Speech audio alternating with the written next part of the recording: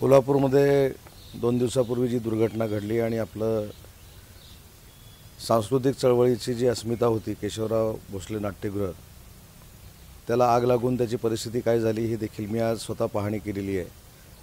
आणि मला असं वाटतं की सांस्कृतिक क्षेत्राची फार मोठी हानी आहे. परंतु काल राज्याचे मुख्यमंत्री एकनाथराव शिंदे यांनी स्वतः या ठिकाणी व्हिजिट केली आणि जसं हे सभागृह, जसं हे नाट्यगृह होतं तसंच्या तसं बांधण्याचा निर्णय 1 वर्षामध्ये घेतलेला आहे. त्याला 20 कोटी रुपयाची देखील तरतूद करण्याचा निर्णय घेतला आहे. मी त्यांचा सहकारी म्हणून नाही तर एक नाट्यक्षेत्रातला नाट्यप्रेमी म्हणून त्यांचे आभार मानतो. परंतु ठरलेल्या वेळेमध्ये जर हे काम आम्ही पूर्ण करू शकलो तर खऱ्या अर्थानं छत्रपती शाहू महाराजांनी जी काही सांस्कृतिक असेट महाराष्ट्राला दिली होती ती पुन्हा एकदा आम्ही पूर्ववत करू शकू याची खात्री मला आहे.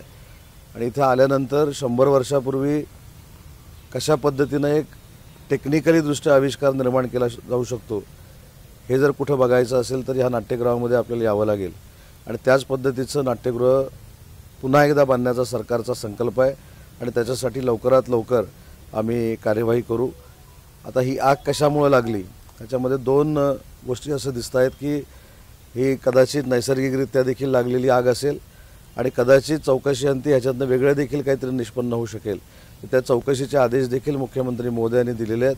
मी देखील महानगरपालिकेच्या आयुक्तांशी आता बोलणार आहे आणि जर अशा वाईट प्रवृत्तीने जर काही केलं असेल तर ती ठेचून काढण्यासाठी तातडीनं कारवाई झाली पाहिजे ही आमची भूमिका आहे.